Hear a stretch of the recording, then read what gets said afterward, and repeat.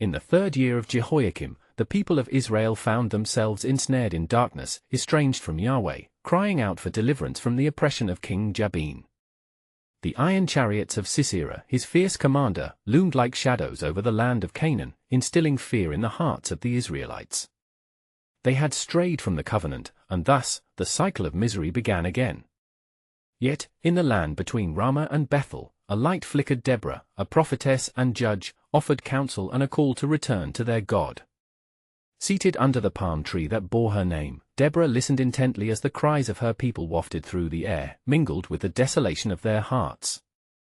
Seeking the voice of Yahweh, she was suddenly enveloped by a profound calm, and in that stillness, God's command echoed within her spirit. "Arise, Deborah, for I have chosen you to lead Israel against Sisera." With unwavering faith, she summoned Barak of Naphtali, a hesitant leader gripped by uncertainty. "Gather 10,000 men from Zebulun and Naphtali," she urged, conviction pouring from her lips. "The Lord has promised victory at Mount Tabor." Barak faltered, "If you will go with me, I will go, but if you will not go with me, I will not go." His weakness hung heavy in the air, but Deborah, undeterred, replied with strength, "Surely I will go with you, but know this, the glory of victory will not be yours, for the Lord will sell Sisera into the hand of a woman." Excitement and apprehension filled Barak's heart as the men gathered, uniting under Deborah's leadership. They marched toward Mount Tabor, the sky swirling ominously, the divine tempest gathering. The battle loomed before them, and the air tingled with anticipation of God's intervention. As the forces clashed, the earth beneath trembled. A storm burst forth, and confusion seized Sisera's army. The relentless rain transformed the battlefield into a quagmire, chariots rendering useless. The mighty commander turned in terror, fleeing for his life, unaware of his fate sealed by God's hand. In desperation, Sisera sought refuge in the tent of Jael, a woman cloaked in domestic tranquility but chosen for audacious purpose. She welcomed him, her intentions veiled in hospitality, yet within her heart burned the light of divine calling. As he rested, oblivious to the covenant she made with the Lord, she seized the moment. With swift resolve, she fulfilled God's plan, striking down the mighty warrior Sisera. Dawn broke over the land, unveiling a transformed battlefield where the cries of victory rang through the air. Deborah and Barak united their voices in a song, proclaiming, "When the leaders lead in Israel, when the people willingly offer themselves, bless the Lord." Their melody echoed the triumph of trust in God's faithfulness and power. Before we continue with this incredible biblical account, I want to make sure you don't miss any of these powerful scripture stories. Click the bell icon and select all notifications. These biblical narratives have transformed countless lives throughout history. If God's word through this story is blessing you, please like and share with someone who needs to hear about God's faithfulness today. Tell me in the comments, which biblical story has most impacted your faith journey? I'm always amazed how God's word speaks to hearts across generations. Now let's continue with what the Lord did next. Yet as the spirit of celebration settled within Israel, whispers of concern danced among them. Would they honor their covenant with God? Would their hearts remain steadfast? The path ahead appeared shrouded in mystery, a divine tapestry weaving together both deliverance and trials, leaving the people of God pondering what awaited them. What further wonders or calamities would unfold in this chosen land? Would they be found faithful in times yet unknown? As the echoes of victory lingered over the hills, an air of trepidation still hung heavy upon the hearts of the people. The land of Canaan, once filled with sorrow, now bore witness to God's power, yet, with each triumph arose the shadow of doubt. Could their faith bear the weight of what lay ahead? Deborah, inspired by the Lord, rose early to seek wisdom. Clothed in the dignity of her calling, she ascended to a place of prayer, her spirit fervent with intercession. "O Lord," she cried, "will your beloved people persist in remembering your might? Will they walk in your ways, or will they again turn to folly?" A hush enveloped her, as if heaven paused to listen. Meanwhile, Barak, emboldened by the outpouring of God's favor, gathered the leaders of Israel. "Let us remember our forefathers," he urged, "who crossed the Red Sea by your mighty hand.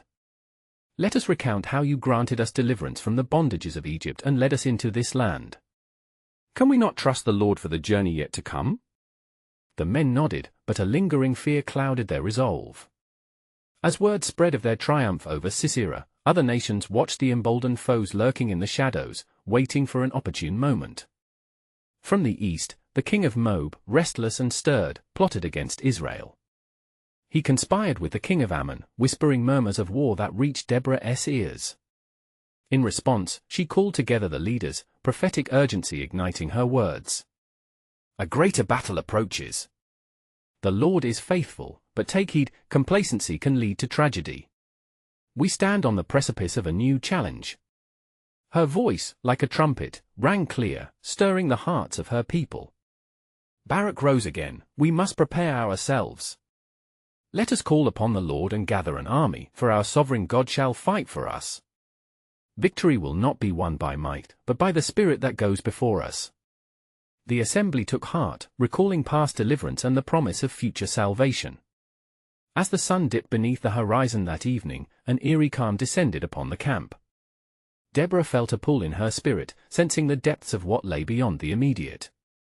She called for Jael, who had executed such faith against Sisera, and asked, "What has the Lord laid upon your heart?" Jael, filled with conviction, replied, "The Lord will bring us victory, but I sense a greater adversary at hand, both fierce and cunning. Perhaps the glory promised in victory holds a weight we have yet to comprehend." In that moment of earnest sharing, Deborah knew the truth. While the past bore testimonies of triumph, the future demanded a deeper faith. The people would need courage to stand firm against the encroaching darkness. Thus, a time of fasting and prayer was declared. The people sought the Lord wholeheartedly, lifting up cries for aid and guidance. The atmosphere tingled with the promise of divine response. A thirst for righteousness began to flourish once more among the Israelites. Then, in the stillness of night, the voice of God stirred, a whisper mingling with the wind, "Fear not, for I have not forsaken my people. The hearts of kings shall tremble, and you will see my glory revealed." Deborah's heart raced with anticipation. She sensed a stirring, a greater promise yet to come. Would they rise to the challenge laid before them? Would their hearts be united in obedience to the call? As her spirit soared with hope, she pondered what greater plans the Lord had in store. Yet, unbeknownst to her, the true test was just beyond the horizon. What was God's ultimate design for his chosen people, and how would the chapters of their lives unfold in the light of his sovereign grace? Then it came to pass, on the morrow, that the leaders of Israel arose with solemn determination. The sun cast its golden rays upon the camp, igniting a spark of hope amongst the weary. Deborah stood among them, her face radiant as she spoke, "Behold, the Lord commands us to prepare. A battle is upon us, and we shall not falter. Today, our faith shall be tested, but his promises shall not fail." The tribes of Israel, stirred by her fervor, gathered themselves. From the mountain valleys and the plains, men of valor came forth, armed with swords and shields, each heart beating in rhythm with the divine calling. They remembered the words of the Lord, as delivered through Deborah, and an unyielding spirit surged through the ranks. Barak stepped forward, a man clothed in authority and humility. "Let us remember his mighty works, for he has delivered us before. Gather your brethren, and let us march towards the valley of Jezreel, for the Lord has gone ahead of us." As they prepared, Deborah felt the weight of destiny resting upon her shoulders. She moved amongst them, encouraging the fearful, igniting the bold, reminding each of the covenant God had instilled in their hearts. "Fear not, for he will fight for us." Meanwhile, in the dark corners of Moab, the king conspired furiously. The edicts of his heart dripped with malice, and he enlisted the bravest of warriors to oppose the Israelites. "We shall strike before the sun reaches its zenith," he vowed to his generals, for they believed themselves invincible, lost in the shadows of their own victories. As daylight unfurled, the armies of Israel gathered. The sound of trumpets pierced the air, and Barak spurred his men to follow the Lord's lead. "Onward, to battle," he cried, and with that decree, they advanced. Fearlessly they moved, believing not in their strength, but in the power of the Almighty. And it was then that Deborah raised her voice, invoking the ancient promise spoken through the prophets, "O Lord of hosts, go before us, that we may claim the land you have given." Suddenly, the skies darkened, and thunder echoed across the valley. A fierce storm gathered, lightning splitting the heavens, the ground trembled beneath the feet of the foes. panic seized the hearts of the Moabites as the storm descended, and amid the chaos, the Israelites surged forward with fiery resolve. With every stroke of their swords, the armies of Israel found strength. The Lord thundered from heaven, and rain swept across the plain, turning paths treacherous. Confusion enveloped their enemies who stumbled and fell, ensnared by the very earth they thought to conquer. In that moment of turmoil, the Spirit of the living God declared victory over the dark designs of Moab. Deborah, witnessing the unfolding power, felt her faith swell within her like a rushing wind. "O Lord, how marvelous are your ways! Today, we see your might, and all shall know that you are God." Yet as the dust began to settle and victory seemed assured, Deborah sensed a whisper of caution, a reminder of the covenant between God and his people. Was this victory merely a prelude to the greater challenges awaiting them? In a moment of reflection, she turned to Barak, whose countenance had shifted from zeal to contemplation. "We must remain vigilant," she admonished gently. "Victory is a gift from God, and with it comes the call to obedience. What will be required of us now?"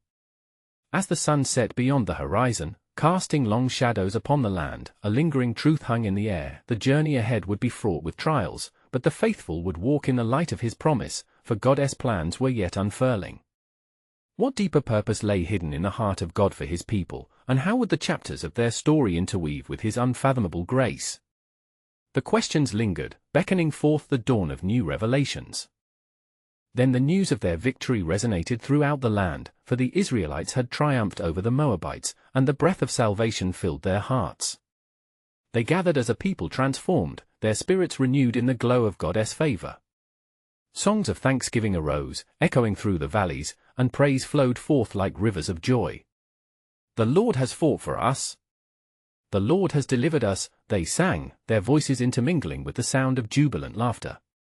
But amidst the celebrations, the heart of Deborah remained heavy with the weight of what was yet to come. As the sun dipped below the horizon, she sought a secluded place beneath a great oak tree, away from the clamor of the rejoicing multitude.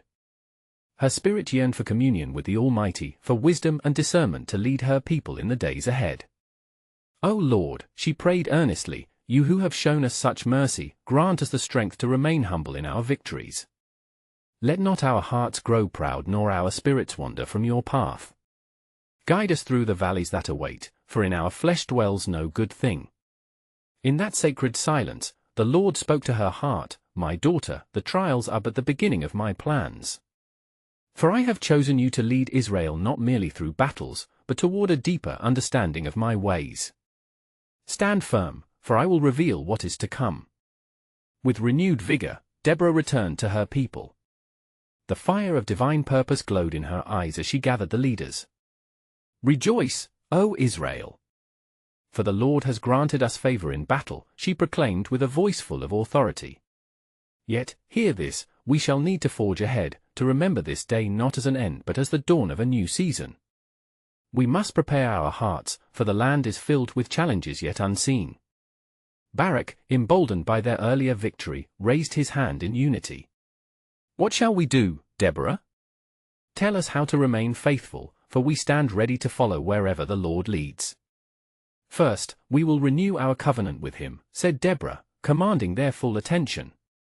"From among us, let us choose men of discernment and faith. We shall take the spoils of this victory and dedicate them to the Lord, so that his presence may dwell among us continually." Thus, delegations were formed, and the men of valor gathered the spoils, setting apart the best of the captured treasures for the service of the Lord. They presented their offerings at the altar, proclaiming, "Let this be a reminder that all glory is due to him alone." Yet deeper troubles lurked in the shadows, as enemies plotted their revenge, too proud to admit defeat.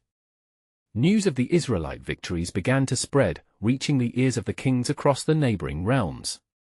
They stirred in their thrones, ruminating upon alliances and strategies, held captive by a desire to crush the fervent faith that had rallied a nation. Little did the people of Israel know that behind these scheming minds, a greater plan was unfolding, one woven through the tapestry of destiny. Deborah, sensing the stirrings of danger, called upon her prophets. "Speak God's words over us, that we may discern his will," she urged. And in the night, the voice of the Lord echoed once more through the shadows, "Israel, your victory marks the beginning of my greater design. There shall come a time when the people will be tested once more, and in their trials, they shall rise to claim my promise. With the dawn breaking anew, Deborah and Barak stood together, gazing over the land filled with both promise and peril. What shall we do next? Barak inquired, his eyes filled with a mix of anticipation and dread.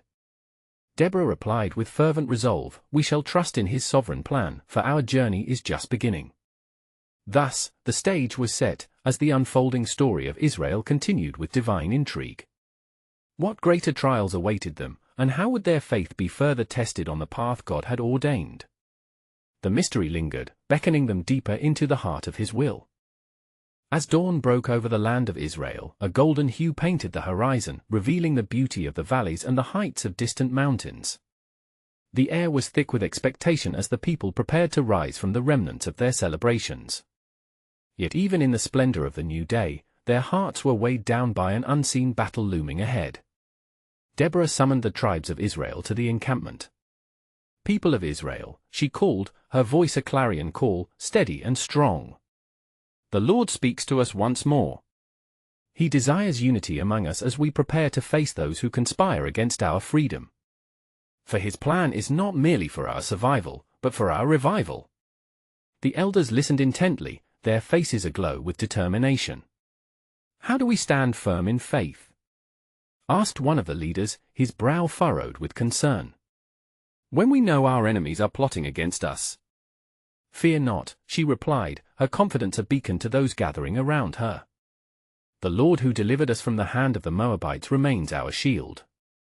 We shall gather our warriors, not just with swords, but with prayers that ascend like incense before him. Barak stepped forward, emboldened by the Spirit's urging. Then I call upon the veiler of our men. Let us prepare to stand against the armies of Sisera. I will gather those willing to fight. Deborah nodded, her heart swelling with hope. Yes, Barak, but let us also seek the counsel of the Lord through fasting and prayer, that our hearts be aligned with his will. He is our commander, we are but vessels of his grace. And so it was that as the sun climbed higher, the Israelites turned their focus from celebration to supplication. They joined in fervent prayer, the rhythms of their voices echoing through hills and valleys, a testament of their steadfast faith. Among them were women and children, each seeking to contribute to the strength of their nation by raising their supplications unto the God of hosts. Still, behind closed doors, the kings of Canaan gathered in secret, their throngs unwavering in their determination. Sisera, commander of the army of Jabin, raged against the God of Israel. How long shall we let these insolent people thrive? He bellowed to his captains. We shall crush their spirit in the dust.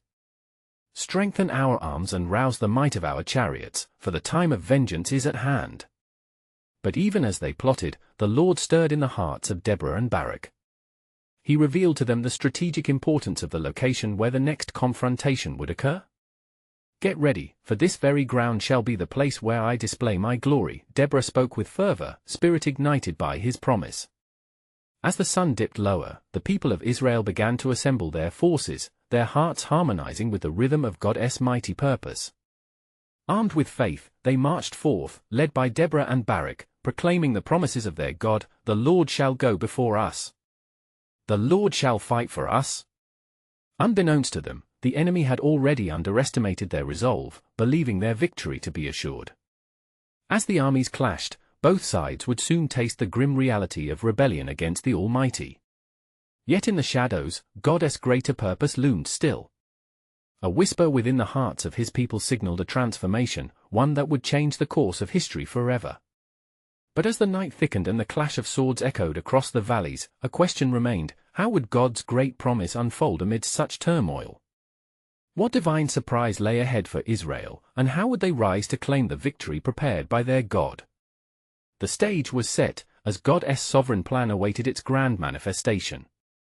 As the first stars began to twinkle in the deepening night sky, the sound of clashing swords began to resonate through the hills of Mount Tabor. The Israelites stood shoulder to shoulder, their hearts pounding as they awaited the signal from their leaders.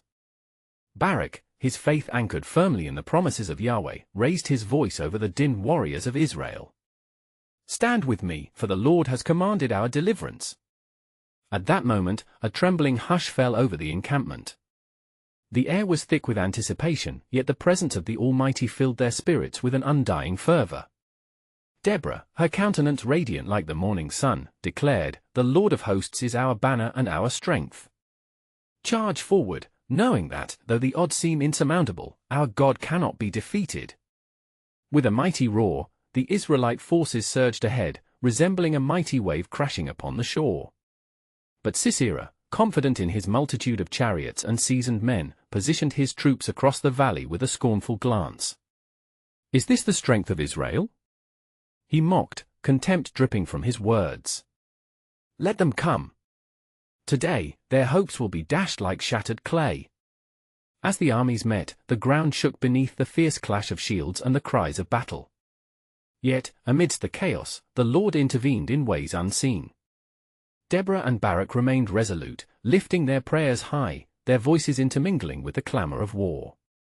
With each decree made in faith, the heavens seemed to conspire in their favor. Then, as if summoned by the very breath of God, a tempest loomed over the battlefield. Dark clouds gathered, shrouding the moonlight, and a sudden downpour began to fall. The ground, once stable, quickly turned into mud, swallowing the hooves of Sisera's chariots. Confusion erupted among the Canaanite troops, panic igniting like fire in dry grass. "Look! It is Yahweh!" one soldier cried, recognition dawning on him as he stumbled back. The Israelites, sensing the shift, rallied their strength anew, emboldened by the sight of their God moving mightily on their behalf. Shouts of triumph filled the air as they charged forward, the very earth beneath them aligning with their cries for justice. "Barak!" Deborah exclaimed, her voice cutting through the roar of battle. "Pursue Sisera. The Lord has delivered him into your hands." Without hesitation, Barak, wielding his sword like a beacon of light, raced after the fleeing commander. Sisera, realizing his defeat, abandoned his chariot and fled on foot, heart racing with fear. He ran not into the arms of Valah, but into the tent of Jael, the wife of Heber the Kenite. "Help me, for I am pursued," he begged, eyes wide with desperation. Jael, a woman whose courage knew no bounds, offered him refuge. "Come in, my lord," she whispered, her heart pounding with a mix of terror and resolve. "Rest here for a moment, and I will cover you." As Sisera settled down, lulled by exhaustion, Jael seized the moment. She took a tent peg and a hammer, her hand shaking with a divine resolve.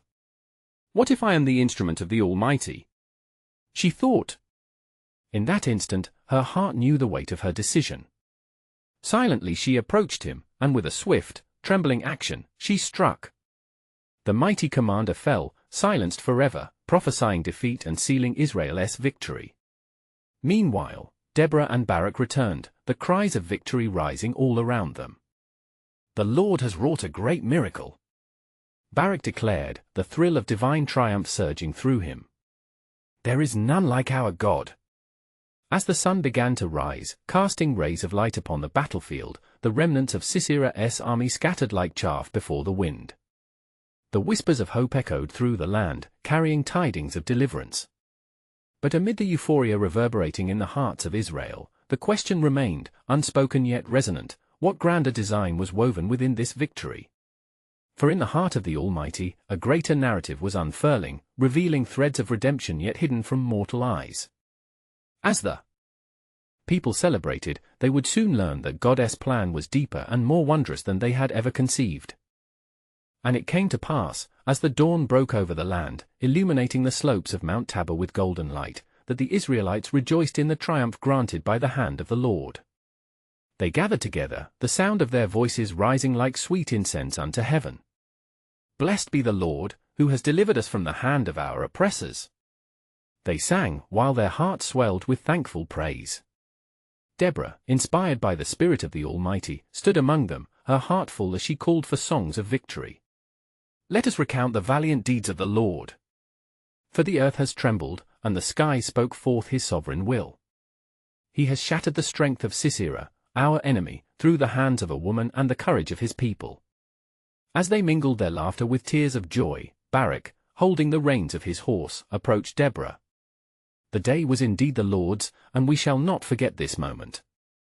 Tell me, Deborah, what plan does the Lord have for us now? His voice was heavy with both pride and contemplation. The road ahead shall be paved with both trials and triumphs, Deborah replied, her eyes sparkling with prophecy. Just as our enemies lay scattered, the Lord will establish a new order among us. The hearts of the people will be tested, thus, we must remain vigilant. At this, the elders of Israel gathered, seeking her wisdom. What is the fate of this nation? They pressed, yearning for the assurance of God's continued presence. And Deborah answered, Prepare your hearts, for our God has commanded us to rally together. We shall lead our families and tribes in righteousness, so that we may never again succumb to the chains of bondage. As Deborah spoke, a messenger rushed forward, breathless and wild with excitement. Word has come from the towns nearby. The Canaanites fear, for they have seen our might. Even now, the land trembles beneath us, and rumors spread that Yahweh fights for Israel. With fervor igniting their spirits anew, the people of Israel set about securing their lands, forging unity among themselves. Each tribe took courage, clasped their swords, and fasted before the Lord, seeking his favor as they prepared for what lay ahead. Days turned into weeks of gathering strength, and around the campfires, stories of Gideon began to echo. Have you heard of the one who shall come? The elders whispered in the evening shadows. A man destined for greatness, who shall lead us further into blessing to be delivered even from the remnants of our foes. But the wind carried doubts along with promises. Younger hearts longed for immediate victory, murmuring, What if God has closed the chapters of our challenges? Will he ever make us truly free? Yet with the firmness of Deborah, the people were reminded, each step toward the promise requires faith. We may find ourselves traversing deserts, but behold, God's purpose has woven into every word he has spoken. We are his people. As the clouds drifted from the sky and the sun shone down, a shadow crossed Deborah's face. She sought the voice of the Lord, for her spirit stirred. Lord, the people grow restless, reveal the depth of your plans to me. And as she prayed, she felt the weight of divine revelation drop upon her. Would God's response bring comfort or challenge? The promise of a leader loomed above them, and the fabric of God's unfolding story began to shimmer. But little did they know, that in the hearts of men and women throughout Israel, God was preparing a deeper miracle, setting the stage for the future that intertwines their history with his eternal purpose. The path ahead would rattle their faith, yet lead them into the annals of divine promise. Would they embrace the tumult of change and trust in the hidden wonders of their God? And it came to pass, as time marched ever forward, that the hearts of the people of Israel yearned for guidance. Deborah remained a beacon among them, yet whispers of uncertainty festered beneath the surface. Feeling the weight of her charge, she sought the counsel of the Lord again, her heart pleading, What shall become of us, O God? Show us the paths we must tread. In the quiet of her tent, the whispers of the Lord reached her like the gentle rustle of leaves in the summer wind. Go forth, Deborah, and empower the people to rise again. For I have chosen a leader from their midst, a vessel through whom my glory shall be revealed. His name is Gideon, and through him, mighty deliverance shall come. As she received this revelation, a fervor ignited within her spirit. Rising, she sought Barak, who pondered the future of the nation beneath the vast skies. Barak, she called out with urgency, the Lord has spoken. He has chosen his instrument of deliverance. Gideon shall be our guide. Barak's brow furrowed with both awe and bewilderment. Gideon? The son of Joash of Abiezer? Can he lead us against the Midianites? There was hesitation in his voice, for he remembered the fear that enveloped the land, and many had fallen to despair. Yet Deborah's countenance shone with divine assurance. Fear not, for the Lord is with him. He shall gather the people, and through him, the chains of oppression shall be broken. For we are not abandoned, our God rides with us into battle. The elders gathered, understanding the urgency of her words. They sought to rally their tribes, sending envoys with Deborah's message, declaring, Prepare ye. For through Gideon, God will strike at the heart of our foes. Across the regions of Israel, the power of their unity began to swell. Men and women of valor stepped forth, their spirits ignited by the prospect of liberation. A great assembly gathered in the valley of Jezreel, the air thick with eager anticipation and whispers of hope. As the appointed day dawned, Gideon stood amidst the throng, yet his heart trembled with doubt. How shall I save Israel? My clan is the weakest in Manasseh, and I am the least in my father's house. Such were the musings of a man accustomed to the silence of fear consuming his spirit. But the Lord met him in his despair. Surely I will be with you, he spoke, gentleness flowing like waters over Gideon's troubled heart. And you shall smite the Midianites as one man.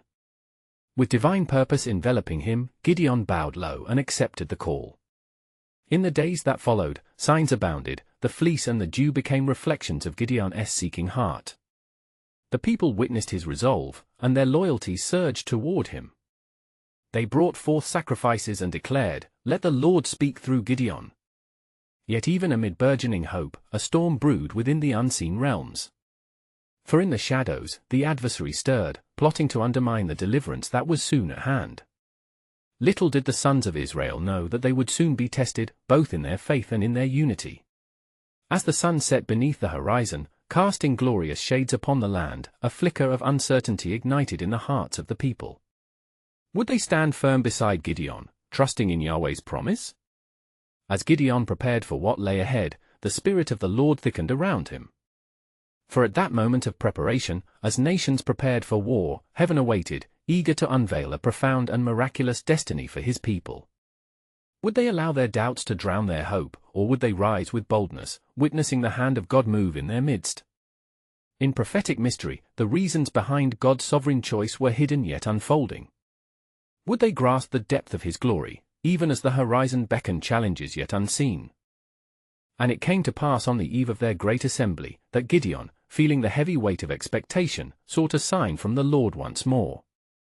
He stood before the altar he had built, a trembling servant caught in the balance between faith and fear. "O Lord," he prayed, "if you will save Israel by my hand, as you have said, show me a sign that I may know it is you speaking." In answer to his plea, the Lord directed him to prepare a sacrifice. With meticulous care, Gideon took a young goat and unleavened cakes, placing them upon the rock as instructed. The Lord's messenger appeared, touching the offering with the tip of his staff, fire sprang forth and consumed the sacrifice, leaving Gideon in awe. "Alas, O Lord God!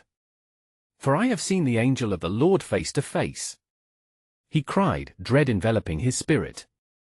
But the Lord reassured him, saying, "Peace be with you, do not fear, you shall not die." In that moment, Gideon built an altar to the Lord, calling it Jehovah Shalom, the God of peace. Yet still, his soul wrestled with apprehension and the enormity of his calling. The dawn broke upon the land, revealing the gleaming armies of Midian like locusts covering the horizon. As the sounds of war drums filled the valley, Deborah and Barak stood at the forefront, rallying the men to set their faces toward the challenge ahead. "Know this," Barak proclaimed, "the Lord has gone before us, and we shall not falter." As Gideon gathered his troops, he felt the weight of the multitude pressing against him. Though their hearts burned with hope, murmurs of doubt rippled through the ranks. It was then that the Lord spoke again, piercing through the storm of uncertainty. "The people are too many for me to give the Midianites into their hand, lest Israel vaunt themselves against me, saying, 'My own hand has saved me.'" Perplexed, Gideon searched for understanding. "What must be done, O God?" "Proclaim in the ears of the people, whoever is fearful and afraid, let him return and depart." Gideon followed the command, and as he spoke of fear, many turned away, leaving behind a fragmented army. But still, God was not finished with Gideon. "There are yet too many," the Lord said. "Take them down to the water, and there I will test them for you." With trepidation, Gideon led the men to the brook, watching as they drank. Those who lapped like dogs were set aside, their faith revealed as steadfast, while those who kneeled to drink melted away like the morning mist. In that decisive moment, the reduction took form. Only 300 remained. Gideon's heart sank, for he had seen the multitude of Midianites as they stood ready to wage war. Yet, confidence through the Lord began to swell within him. "For with 300 men I shall deliver Israel." On the night before the battle, the Lord commanded Gideon, "Arise, go down against the camp, for I have delivered it into your hand." Armed with swords, trumpets, and clay vessels, Gideon and his men stood ready in the stillness of the night. But the Lord had further revelations yet to unfold.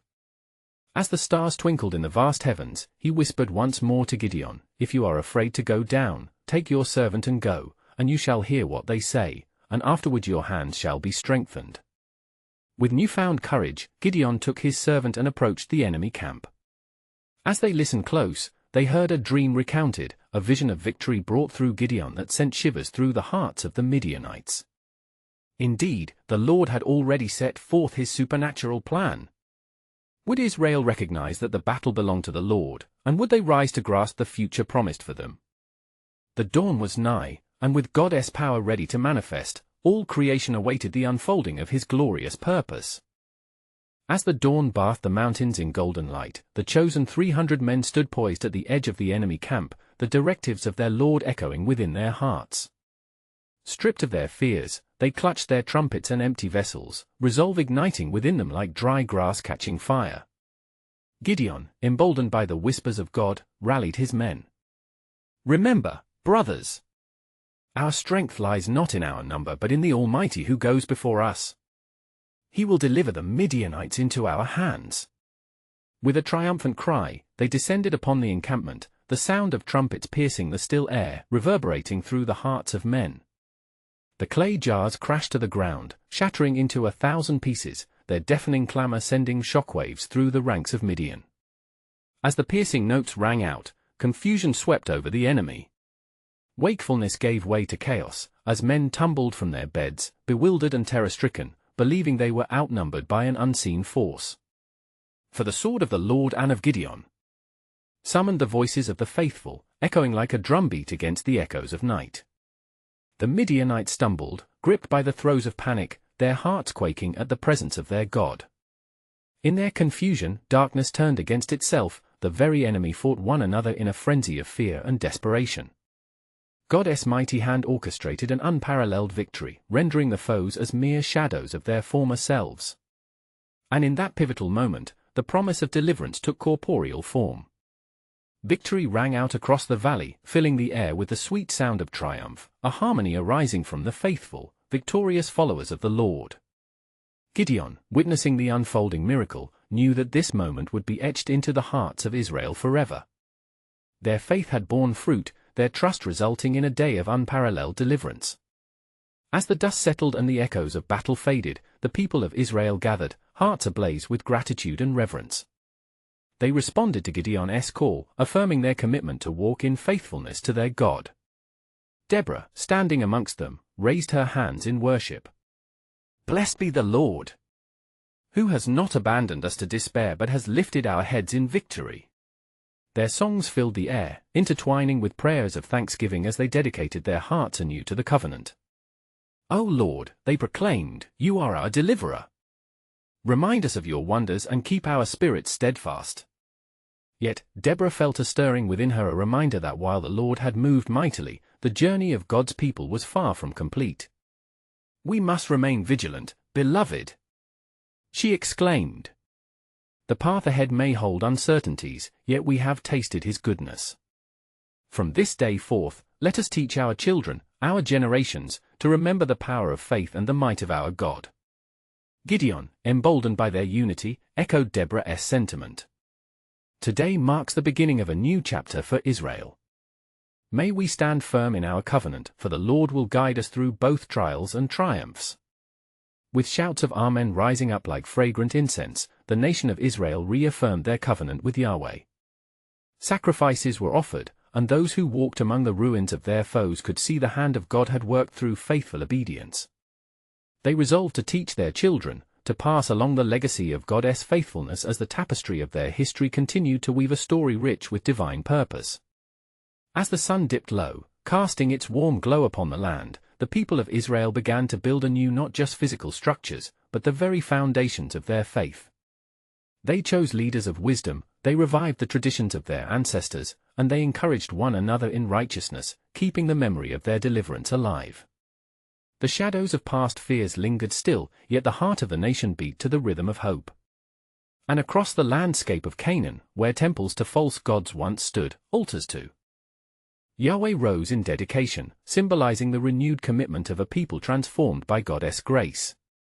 As time flowed forward, the echoes of their victory resonated through generations, forging a legacy that would guide them against future trials. And ultimately, it would lead to the one who would come, the Redeemer of all peoples, shining the light of salvation across the earth. The people of Israel answered the call of their God and walked forth, inseparable from his divine narrative. The battle belonged to the Lord, and they were assured, as they stepped forward into the future, that he would remain their guide, their shepherd, and their king. As you reflect upon this story, consider the immense grace that covers our struggles and triumphs. God remains sovereign, and his love calls you deeper into his story. Will you embrace his invitation? If this story stirred your heart, remember to subscribe immediately to our channel to not miss the next powerful biblical narratives that can transform lives. Leave a like now, for every click helps spread God's truth through the algorithm. Comment below with your spiritual reflections on how this story impacted your faith journey. And do not wait even one more second to share this powerful testimony with at least 5 friends who need to hear God's truth. Together, let's reach more souls for Christ.